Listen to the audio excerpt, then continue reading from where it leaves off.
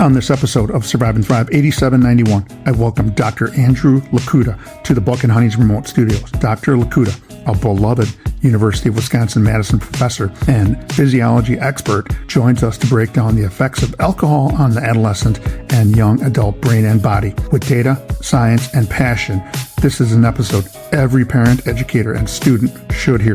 This will be a good one. Here we go. Good morning, good afternoon, good evening. What is up wherever you are or whatever you happen to be doing? I hope you're having a great day. Welcome to another episode of Survive and Thrive 8791. I'm your host, Coach Decora. We are in the Buck and Honey's remote studios on the University of Wisconsin campus, right in the center of our great capital city of Madison, Wisconsin. You can listen to the podcast on Spotify, Apple Music, iHeartRadio, and YouTube at Survive and Thrive 8791. You can follow the podcast on Facebook at Survive and Thrive 8791, the podcast. Don't forget to hit that subscribe or follow button wherever you listen to the show. Leave me a comment if you like what you heard. If there's a topic or you know a guest who would love to tell their story, email me at tdecor@gmail.com. Glad you could join us today. Our mission is to share stories and conversations that make you cry, laugh, and think, stimulating emotions, creating laughter, and inspiring the mind. A new episode will air on Monday and Thursday morning featuring a wide range of guests. The podcast will touch on many subjects such as, but not limited to, grief, trauma, loss of a loved one, recovery, professional setback, mental illness, and success despite challenges, etc. Our guests will share how they learn to survive and thrive. And this is so cool because I'm in a classroom, lecture room here on the University of Wisconsin-Madison campus, so I can say that I've gone to school here. Going to introduce our guest and episode today, but before we do that, we always like to spit out a few bits and pieces of data. So according to the internet, and the internet is always right, correct, Doctor? Well, in the words of the UW-Madison students at a hockey game I attended recently, that's debatable. That's debatable, he says. According to an AI, artificial intelligence overview, high stress affects nearly 70% of the U.S. adults and is linked to mental health issues like depression and anxiety, as well as physical health problems. Substance abuse, affecting 48.5 million people, can alter brain function and often coexists with stress, worsening the outcomes and increasing the risk of addiction and relapse. Today, I welcome Dr. Andrew Lokuta to the Buck and Honey's remote studios. Raised in Williamsport, Pennsylvania, Williamsport, PA, Dr. Lokuta attended Loyal Sock Township High School in Williamsport and is a proud Lancer. After graduating from high school, Dr. Lokuta would take his talents to St. Francis University in Loretto, Pennsylvania, where he received a Bachelor of Science degree in biology. From there, he would migrate to the University of Maryland Medical School in Baltimore, Maryland, where he would receive his PhD in biochemistry. In 1994, Dr. Lokuta would come to the University of Wisconsin-Madison and has been here ever since. He started out as a postdoctoral research fellow and completed a series of successful research projects that explored controversial topics in cardiovascular physiology and heart failure. He transitioned to full-time teaching in 2001 and this spring completed his 23rd year in the lecture hall. Today, I'm so glad you could join us, Dr. Andrew Lokuta. What is up? What is up? Thank you for having me here. This is so cool. Our connection was I saw you put on a webinar Zoom call for the Oregon Cares Coalition. Their mission is very similar to the mission that I work for, is that substance prevention and awareness. And I was fascinated by your talk about substances and how they affect the brain and the body.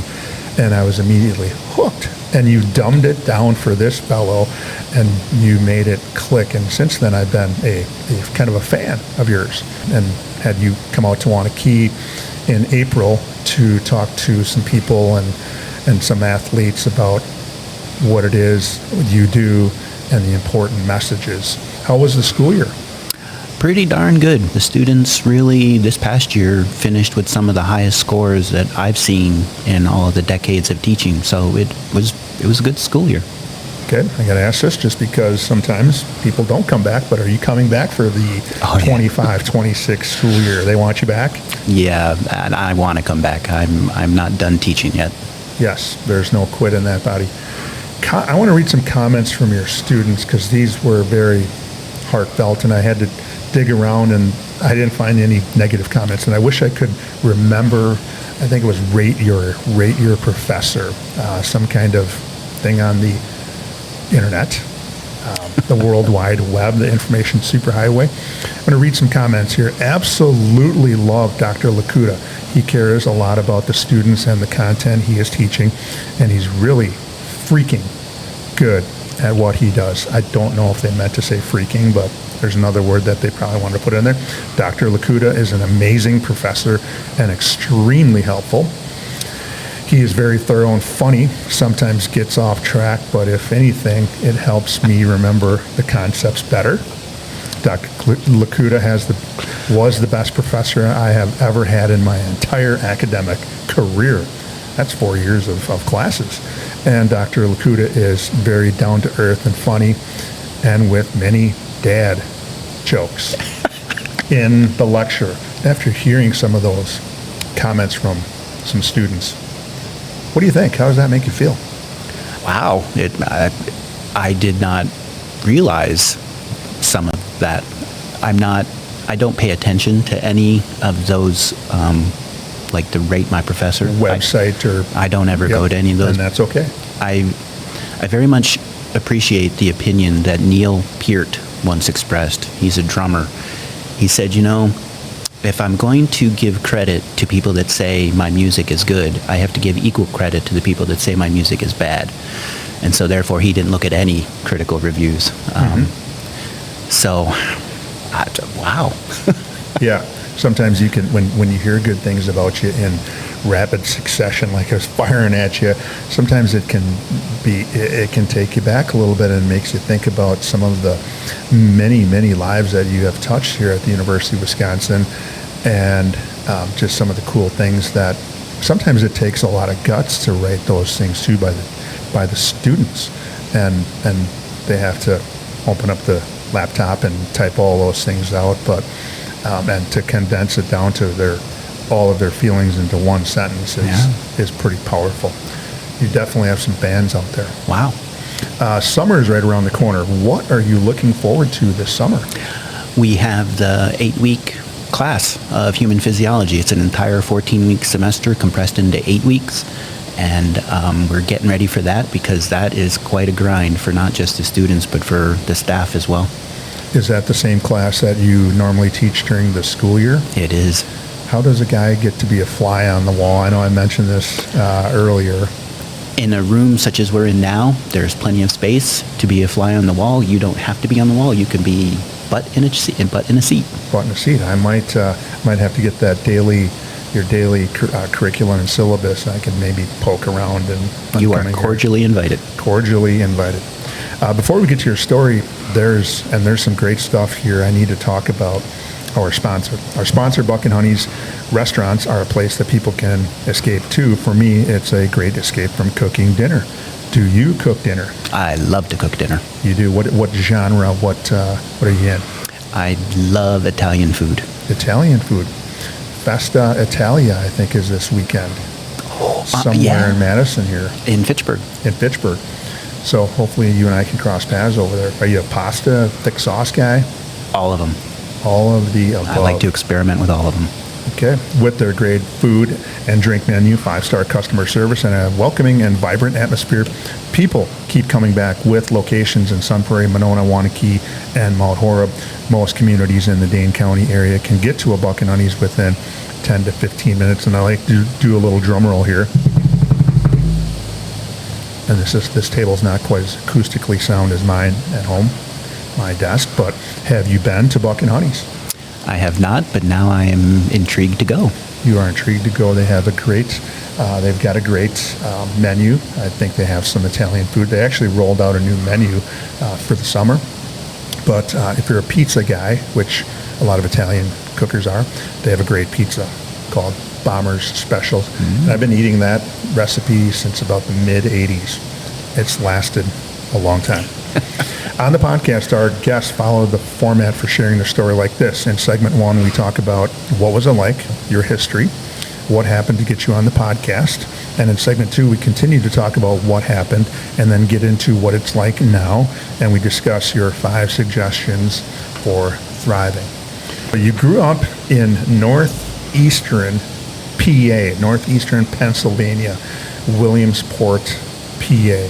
What was life like growing up for you back in those days? Because that's almost a different time. Oh, it's definitely a different time. I think the best way to describe it would be, and I know I've said this before, I probably had 8 to 10 people that were my community that told me what to do, when to do, how to do, what to wear, what to listen to. And now our kids, they have these cell phones that have them connected to 8 billion people across the planet that are telling them 24/7 what to do, how to be, what to listen to, what to eat, what to wear. So it was a very different time. Of course, there were stresses growing up, but I think it was my daughter frequently tells me that I have no idea what it's like to be a teenager or 20-year-old today. Yeah, it's crazy how my own kids, who are 26, going on 27, 30 and 34, and how they have lived a completely different life than really you and I. You and I are very similar. Leave the house, there was no snack time. You ate breakfast, left, came back for lunch, maybe made a bologna sandwich, and then we talked about this earlier, that you were, once the street lights started flickering, you had to hustle home, and if you didn't get there in time, you might not eat. Well, I would add that we knew by our watches exactly which street lights came on and exactly what time. So if there was one that stayed off a little longer, you played around that one? Yep. Your 2 parents were raised in Scranton, Pennsylvania, home of Dunder Mifflin. We joked about that. And I'm actually a little bit surprised that you only watched that show 1 episode, but you said something about the intro to that show. Yes, I remember. Office, yep. There's in the intro, there's a quick glimpse of driving down a road, and off to the right, you see a mountain cliff, and on top of that mountain cliff is the University of Scranton. You can also see my grandparents' house on that hill. Oh, that is cool. Yeah, maybe you should be getting some royalties from the show. Your parents stayed away from, or were, yeah, I'm going to let you talk about it, but I have in my notes, stayed away from mining, because mining is huge in Pennsylvania. Talk about that. Sure. In that northeastern quadrant of Pennsylvania is where the anthracite coal mines were. I don't know if they're still active now or not. And all of my family, up until my parents, you worked in the mines. That's what you did. And my parents were amongst the first generation people to not have to work in the mines as kids. And it was quite a remarkable thing for them. Is it black lung? Black lung, yeah. That took the life of many. If it wasn't a cave-in or an explosion, then a black lung was usually the cause of death of just about 100% of all my family members. I've seen some things on, I don't know, National Geographic or History. Do they really have like a bird in a bird cage or is that a different thing? No, I think canary in a coal mine was a real thing in that if the canary passed out, then you knew your oxygen levels were going down or the CO levels were going up and you needed to get out. So I think that was a real thing. I think I would have been a great canary guy. I'm going to bring the cage in. Tell us about your family, then, mom and dad, and you had some siblings. Right. My dad, eventually, his main job for most of his life, he was a repairman of machines, and my mom worked in food service industry. I had an older brother. I still have an older brother. He's still alive. He'll be glad to hear me say that. Yes. He also was involved with repairman and electrician. My sister, who is also still alive, is older than me. I was the baby of the family. My sister still lives in Williamsport, and she's involved in healthcare at some various healthcare facilities. I know some people that are driving to work right now in their car are asking Coach Decora, you got to ask him about the Little League World Series, because Williamsport, PA is home to the Little League World Series. Ask him quick. Never missed a Little League World Series game for the first 18 years of my life. When I went to college was the first time I ever did not see a Little League World Series game. And in Williamsport, when you turn 8, you don't even have to sign up. They just assume you're playing ball. You simply get on your bike and go to the field. I would love that is on my bucket list. I've got a strange bucket list of things, although going to the Little League World Series is not that strange. And I'm not a baseball guy, but just I've been watching it since the Wide World of Sports used to televise that, like in the late, maybe 70s, early 80s, and I was kind of hooked. And I'm like, I'd love to play there, and I could probably hit one out. It's a glorious place. Those are the best. You have a family of your own, an amazing wife and 2 equally amazing kids. Go ahead and spin some yarns about them. Oh, very, very pleased to do that. My wife of now 38 years, she is a research scientist involved in the regulation and production of various pharmaceutical agents. My son is now, I got to get these ages right, my son is 26. He's a professional touring musician. And my daughter is 20 or 21. She is a rising junior at the University of Minnesota. Ooh.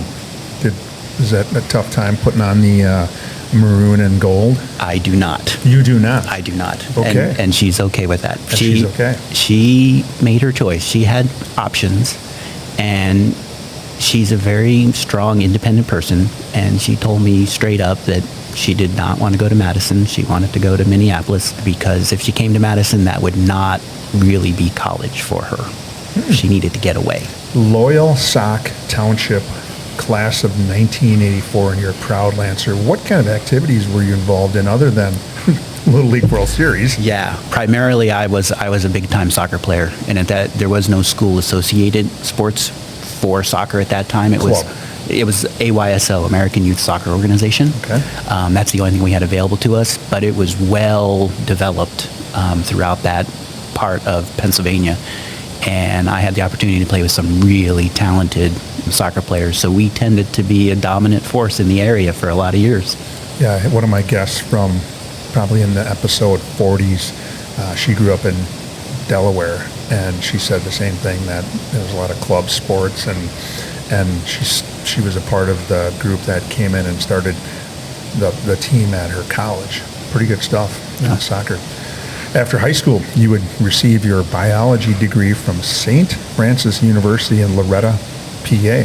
What was the lure of St. Francis University? To be blunt, money. They offered me a scholarship that enabled attendance to college possible. Without that scholarship, I don't think I could have gone. Give us a couple of proud moments other than getting your biology degree. Yeah, it's been a while since I thought about this, but I think, to be honest, a very proud moment was the day I asked my wife to go on our first date. Ooh. That's a very proud moment. I screwed up enough courage to do that. You did. Another would be, this is going to be really nerdy, but the day that I figured out what my unknown compound was in organic chemistry, we had an entire semester to do that. And the day that I figured it out and was told I was correct, that was a really happy moment. And what was the name of the compound? Okay, good question. It was para-anasaldehyde. And you would know this if you've ever eaten Italian cookies. The black licorice flavor is anisette. Oh, yes. The parent compound of that is para-anasaldehyde. Okay, if our listeners can do this right now, say that with me 5 times in a row as fast as you can. Oh, that is classic. So why did you decide on biology? You're in a mining state where mining is huge. Your dad does different jobs. Your mom is in the hospitality business. Biology, where did that come out of? It's quite remarkable for me to reflect on these things. I haven't thought about them in so long, but I really liked to read books. I really like to ask questions and go look for the answers. I just enjoyed that so much. And there is a crystal moment that I'm now realizing. I was in a classroom, a biology classroom, and they were teaching us about Louis Pasteur and his ability to disprove abiogenesis with the curved swan neck flasks. And I remember just being rapt at this scientist that had this piece of apparatus that so elegantly and so beautifully demonstrated a principle. And I said, I want to do that. That's what I want to do. I want to be a scientist that does experiments, that asks questions, that gathers data, and comes up with ideas. That's what I want to do. And I think that was a really seminal moment. I can sense your passion. I got this huge vibe of, wow, this guy's very passionate about biology, and that is so cool that the background that you were raised in, and then somebody touches your life with a biology degree and a diploma major in your pocket. Most, if not all, people that I know have to go and pursue their master's degree, which you did at the University of Maryland School of Medicine. Terrapins, right? Yes. Yes. Were you gunning to be a family physician with that biology degree? Because I also do know a lot of people that's their thought. No, I was not gunning for the medical degree. During my years at St. Francis and having an opportunity to be in chemistry labs, I really gained an equal passion for chemistry and for those experiments and for those pieces of information you could glean. An opportunity arose at that time, that would have been 1987, 1988. There was a brand new fellowship that was coming up in which you didn't even have to get a master's degree. You go right from college right to a PhD track. Completely astounding to me. They actually paid you a small amount of money to do this. It was called a stipend. And I couldn't believe this was possible. And so I applied for that with the mind of doing research and the PhD. They're going to pay me to take these flasks and move them around and drop little beakers and drop things onto and I can look at them underneath a microscope. Yep. That was glorious. And they're going to give me money too. And I'm going to get paid a small amount. You would move to the University of Wisconsin-Madison in 1994. A bit of a change from Pennsylvania and Maryland. What kind of culture shock was that for you? So really what you've encapsulated there are two culture shocks. For the first 21 years of life, I was in Pennsylvania, all very rural. Well, not so rural, but more rural. And then going to graduate school in Maryland, Baltimore, you're looking at, 1 million, 2 million people. So that was definite culture shock, but I think I handled that pretty well. Coming from Baltimore to Madison, I think, because Madison isn't such a small city, I think the culture shock really was, in a sense, could be exemplified by, I remember the headlines. It would have been the summer of '94, and the headlines were O.J. Simpson. And in Madison, they had their 6th confirmed murder of the year. Really? And this was huge news. This was, the world's coming to an end. And I'm thinking, in Baltimore, 12 people are murdered per day. Wow. And the only other thing I would share, because for me, this is still so funny. My wife was raised and grew up in Baltimore. Oh, okay. In the row homes. And so she had a certain sensibility about how cities work. There used to be in Madison, across the Beltline, the major highway, there was a railroad track that ran across. Oh, yes. And one of the first mornings that were coming to UW-Madison campus, 9 a.m. rush hour, all traffic stops on the Beltline because a train car pulling two boxcars goes across the main thoroughfare. I thought my wife was going to lose her mind. Isn't there a big train system in Baltimore? Yes, but it doesn't cut across the major highways and stop rush hour traffic. Yeah. We need to talk to our city planners over on the west side. Well, they've since removed it. Yes, they did. It is gone. I think I know where you're talking about. Right by Whitney Way. Yes, by Whitney Way. So I think the culture shock was in amusing ways. Because our listeners want to hear the coping skills you use to get through some of that initial culture shock, and then you're going to share with us some other information that may help people learn to survive or learn to thrive with some of the information you're going to share to us. I need to talk about our sponsor one more time. Buck and Honey's has been with the Survive and Thrive 8791 crew since the beginning, with 4 locations in the Madison area. One is always near. People ask, why Buck and Honey's? Owner Tom Anderson places a high priority on the mental health of his employees.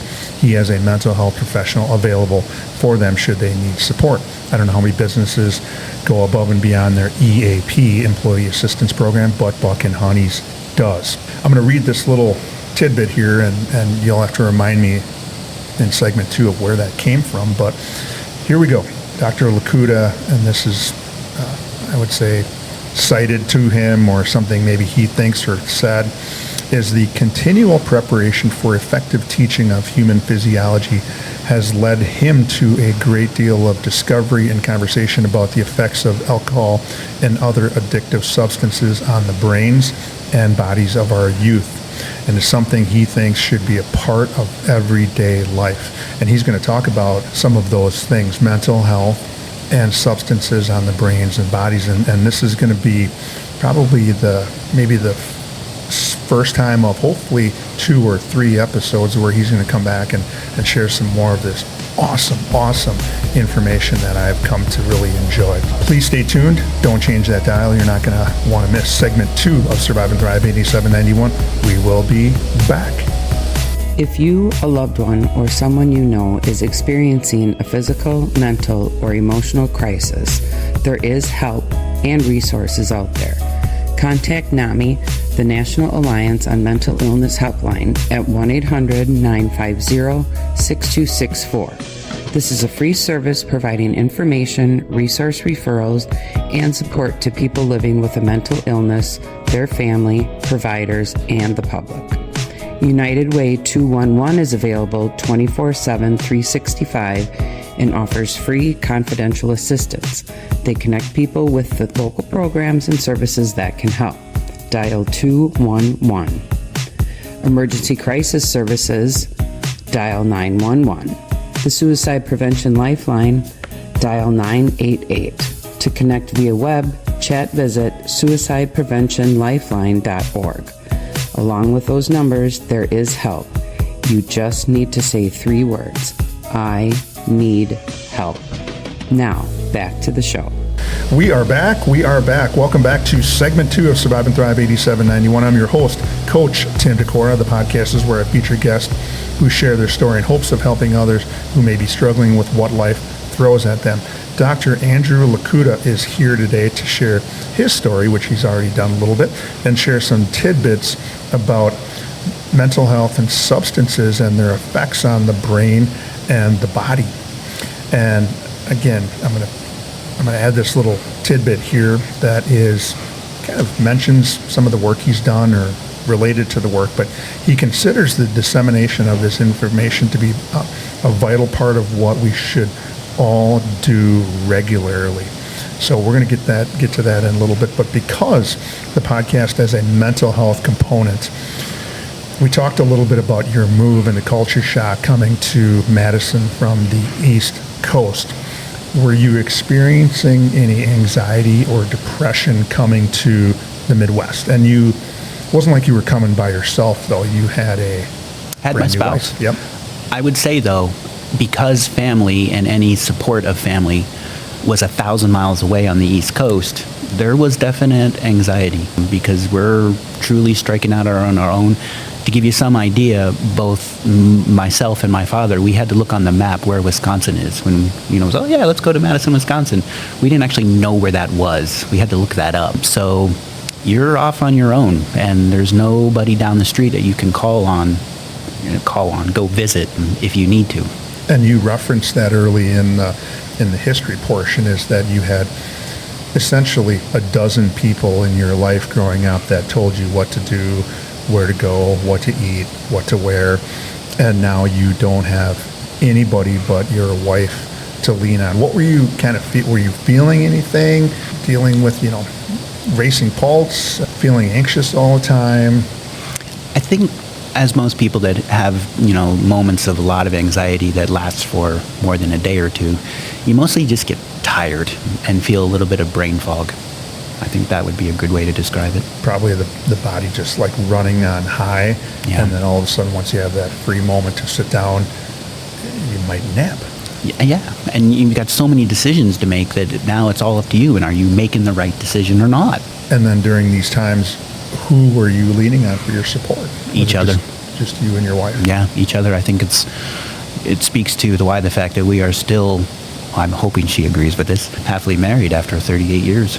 Did you start to notice any change in your demeanor once you started to share these with your wife? And then were you sharing with any, because you probably were introduced to some new professors, other department fellows like yourself. Were you sharing anything, or were you suppressing a lot of that with the people you were working with? I think the people you're working with know. I think that tended to be more professional, and given, brand new PhD person, you don't want to appear to be in any way not strong. So I think not at work, no. But I think we had the fortune of living in an apartment on the second floor, and there were some people below us that were very friendly and from Wisconsin, and we formed a friendship with them. And I think that combination of being with them for social hours and just my wife and I learning how to talk to each other about what was going on and how we were dealing with things, I think it would be the main way that we dealt with it. Good points. You start your fellowship. Explain for the listeners, what was that like? What is a fellowship like? Because you did some research, because the University of Wisconsin-Madison is a research university, which I learned some ins and outs of that most recently, but I'll let you talk. I think the best way to appreciate it, most people know that if you are a medical doctor, when you're done with your 4 years of med school, you don't just go out and put up a shingle. You have to do a couple of years of internship.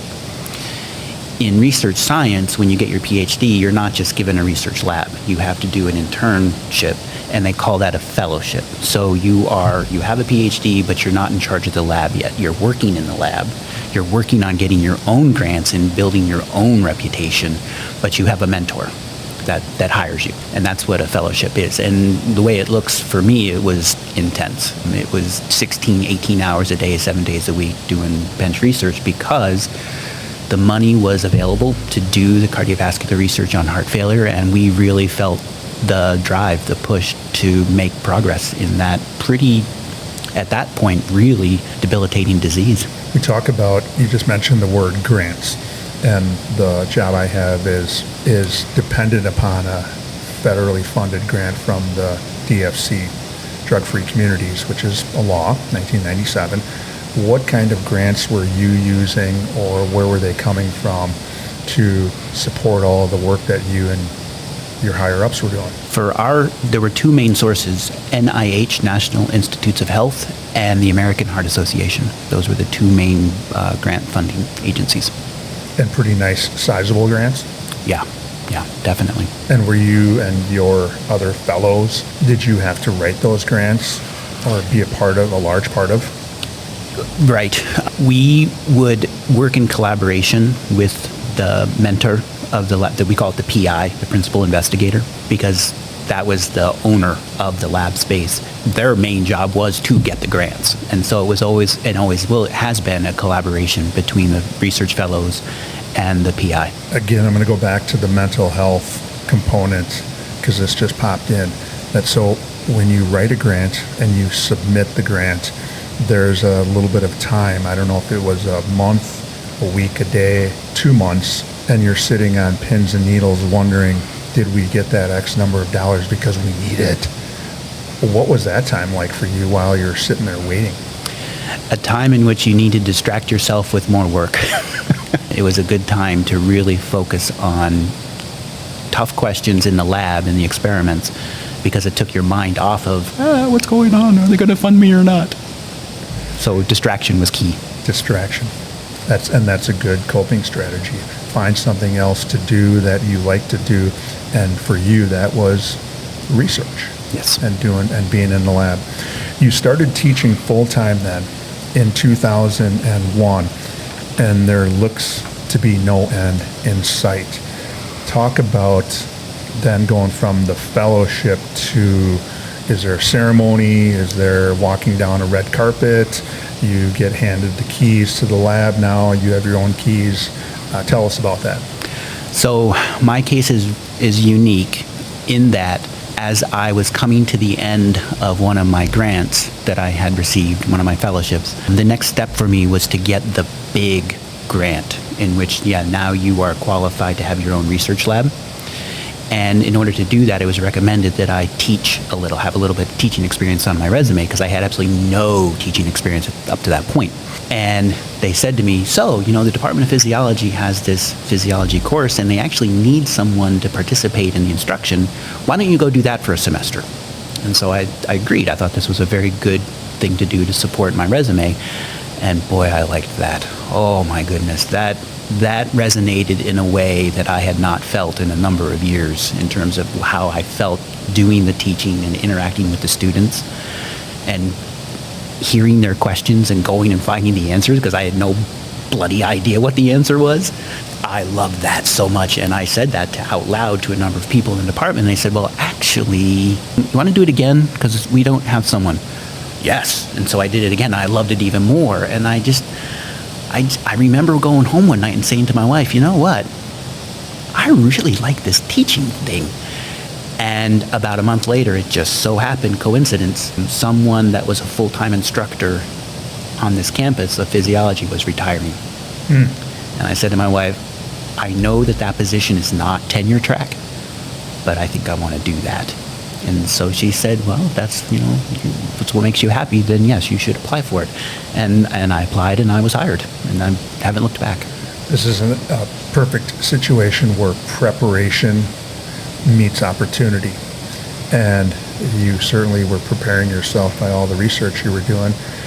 And you can only ask so many questions, but put you in front of some students who have engaging minds, and you toss out a topic and ask me how or why this is happening, and you're getting 400 questions that maybe you didn't have before, had to open up the... Oh, it was glorious. It still is glorious. I absolutely love it when they ask me questions that I'm left... It takes a lot to leave me speechless, and when a student does that, that's the best. You start teaching full-time in 2001, and then over the course of the last 23 years, you fine-tuned things down to a course that you teach here on the University of Wisconsin campus called Human Physiology. And this is where it really starts to get fascinating for me and hopefully the listeners. But there's some things I'm going to toss out to you here. Synapses and the empty spaces and how the brain works and functions. I'm going to have you go ahead and talk about that.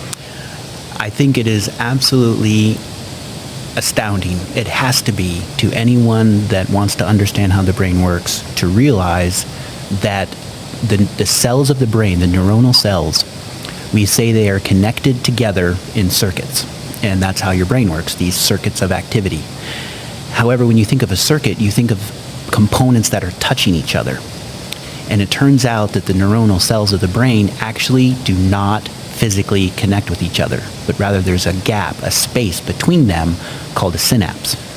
And me growing up, I know what a synapse is. You want those as an athlete or somebody who's thinking, you want those synapses to react and when called upon, provide you information, or for me, providing me a jumping in the air to so I can shoot a jump shot.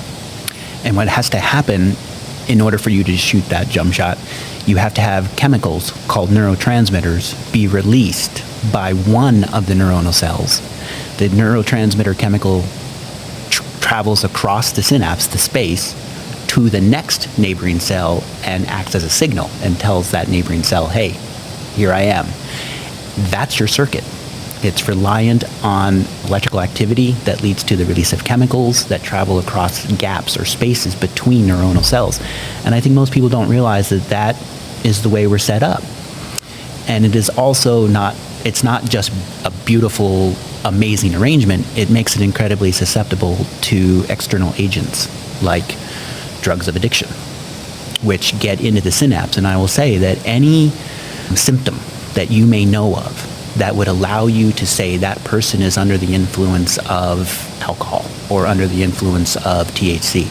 The reason that symptom exists and the reason you know that they're under the influence is because the chemical got into the synapse and interfered with that communication between the two neuronal cells. The communication of the neurotransmitter is altered.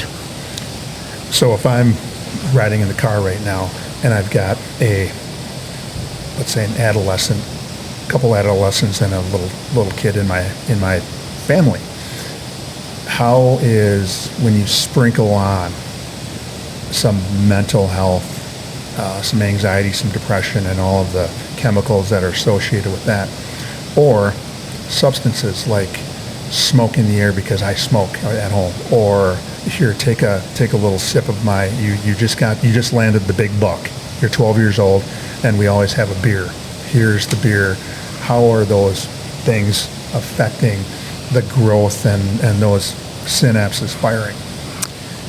That's a really good question with many different things to unpack. First of all, we now understand, the research community understands that if you are building a brain, if you are building synapses, neuronal connections, you want to do it in the absence of drugs of addiction.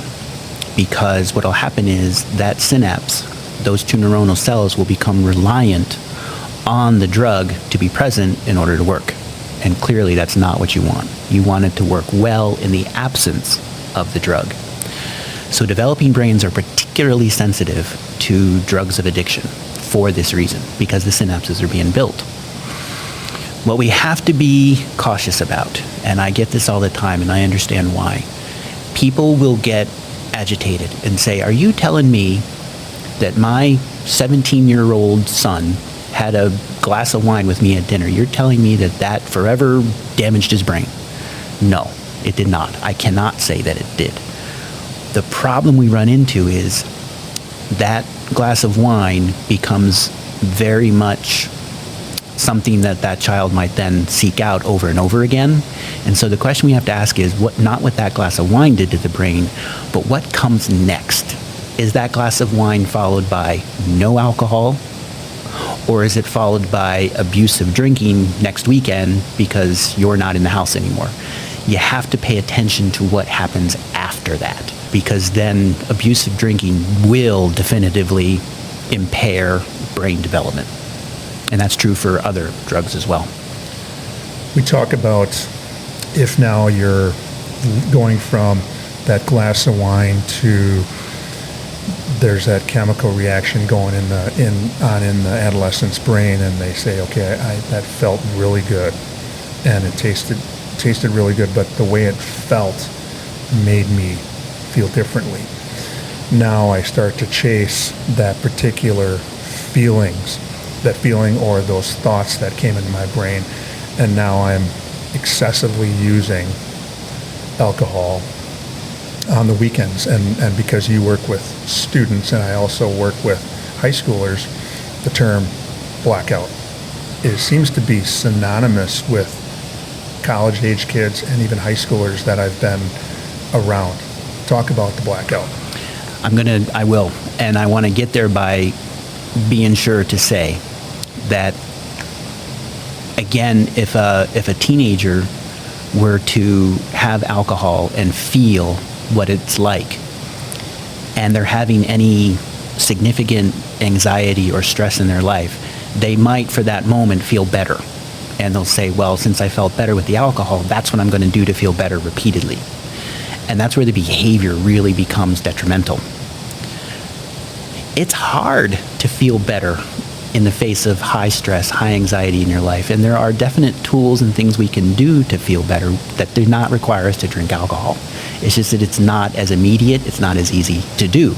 And so I think that's why increasingly I think our youths are relying on things like alcohol to self-medicate. But now, getting to the blackout, it turns out that every single moment of your existence, you are bombarded by information, sound, light, scent, And this information is processed by your brain, and we think that some part of it is stored forevermore someplace in our brain, then somehow influences our later activities and our later decision making, for example. Alcohol interferes with the synapses that lead to the processing of that sensory information, the formation of memory. You can imagine if you have enough alcohol present, you so impair the activity of your neuronal cells talking to each other, the synapses are so impaired that nothing gets through and you have absolutely no memory of any information at all for that period of time. And we call that a blackout. You're the life of the party, but you honestly don't remember why. And again, it's because the high dose alcohol so impeded the synaptic activity in your brain. And this also explains why it can become lethal, because part of your brain activity has to keep you breathing, has to keep your lungs inflating rhythmically. That becomes impaired and you will suffocate. What had me hooked when I listened to that Zoom call that we were on was when you talked about what you share with your students is that, okay, you got this big test coming up on Friday and you cram like crazy. Thursday night, you studied at the library from 6 to 10. And you know what? You're done. You stretch and you say, okay, I'm done. I'm done, and I'm going to go out and I'm going to celebrate tonight. I'm going to go down to the college club, or I'm going to go down to the W, and they get blackout drunk. And what's your message to them before they do that? They have completely wasted all of their study time. It is now accepted that when you study something, or if you want to learn something, you have to have a bout of sleep, a complete cycle of sleep. That's what consolidates the memory. That's what forms the synaptic connections in the hippocampus, for example, so that you know that you've learned it, that you have this memory. If alcohol interferes with that synaptic activity, you're not going to make that memory. You're not going to process that learning, and so you've completely wasted all those hours of studying because it's not going to be stored in your brain. And so my message to them is always this: if you're going to learn, if you're going to study like you should as a student, what you need to follow that with is sleep, not going to the bar. And I think that's a message that not enough college students hear. They are going to hopefully hear it from you in the podcast today. There's one item I want to touch on before we get to your 5 suggestions for thriving, and that's the age of 25. And this also was an aha moment. And so it was last year, and I was a year younger, 55. And it took me till I was 55 to hear this. And I've shared this information with others, and they're like, oh, really? And then it starts to make sense that car rental places, Enterprise, Hertz, say that they're not going to let people rent cars until they've reached the age of 25. And then the drinking. The age to be able to drink, the minimum age to drink is 21. I'm going to let you go ahead and spin some yarns, about 2 minutes on that. Sure. As I understand it, looking through all of the available information, it was recognized that your brain is finally done cooking. It is in the adult form, whatever it's going to be, at age 25. That's when you are truly an adult brain, or you have a truly adult brain. All the synapses are done forming. So they didn't want to have the impairment of things like alcohol and drugs of addiction available to that brain until you're 25. However, it's not so surprising to say they realized that was not going to be enforceable. You were not going to in any way be able to enforce 25 as a legal drinking age. And so there was a consultation with various people, various scientists, and they recognized that most people's brains are mostly done, though not completely done cooking, forming. 21, 22 was an acceptable compromise, and so that was and truly a compromise. Okay, 21 is going to be the legal drinking age. We're going to make the assumption that consumption of alcohol at that point will not be so overtly damaging to the brain because it's mostly done developing. I have, since that Zoom meeting, that was for Brain Week, by the way, that was for Brain Week that you mentioned. I have been contacted by some people, and so there are in fact car rental agencies that still hold the line at 25 because their actuarial tables from the insurance companies say when you turn 25 and you have an adult brain, you're less likely to be a stupid knucklehead. Yeah. good word. I was trying to think of a polite word. Knucklehead of a driver. And so, yeah, that's when we'll let you drive our cars. Some people have told me that might not be true for all states and all vendors. So apologies to any one that goes to that webinar and that statement is made. It might not be true for all cases, but it's definitely going to be greater than 21. This is what we think. That we can put that, this is what we think. This is where the subscribers and followers and listeners take out the notebooks, pens or pencils, and they're going to jot some things down. Here are Andrew's 5 suggestions that can allow you to survive and thrive based upon his own life experiences as a professor. And he's got the thrive part down, and he's done surviving to get him to his early 60s. We're going to talk about those, and I'm going to toss these in softball style underhand, and I'm going to have you hit these in about 45 seconds. So here's what you shared, and these are Andrew's 5 suggestions. Number 1, be a lifelong learner. Go ahead and hit that. A lifelong learner to me means you are never going to say to yourself, I know everything about this, I have come to a decision. You're going to be willing to change your mind if given new data, and you should always be ready to do that. And you talked about being a book reader early on. Are you still a book reader? Love to read books. Hold them in your hand and actually turn the page. Oh my goodness, I love it. I cannot use a Kindle or a Nook. I've got to have it in my hands. Number 2, faith. Go ahead and hit that. That word can be difficult for lots of people, and I will tell you from my own, and share with you my own personal journey, I have a faith in how things are arranged in this universe. It does not have a name, and I have come to it through my own process of thinking and what resonates with me and what does not. And so I'm saying it's okay. If you have a faith that does not have a name, but it's personal to you, that's okay. Number 3, family.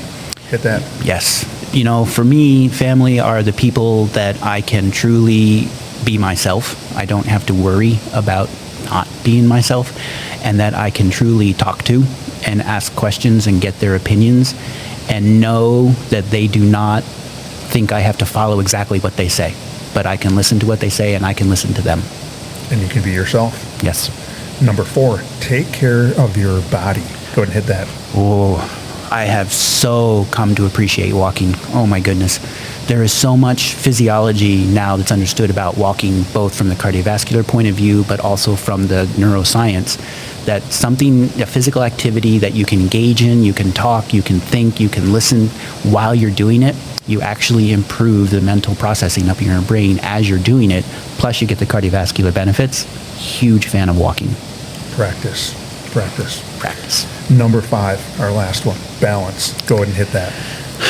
Increasingly, this is so apparent to me when I look at all of the college students that are unbalanced. They really have a difficult time saying to themselves, you know what, it's okay to take a break and have a little fun and laugh, but you have to go back to your work. You have to balance your work hours. You have to balance your fun hours. And I think sometimes we tend to think we should have more fun, and that might be true as long as you are balancing it with your meeting the goals, meeting the things that you have to get done every day, and you have enough nutrition.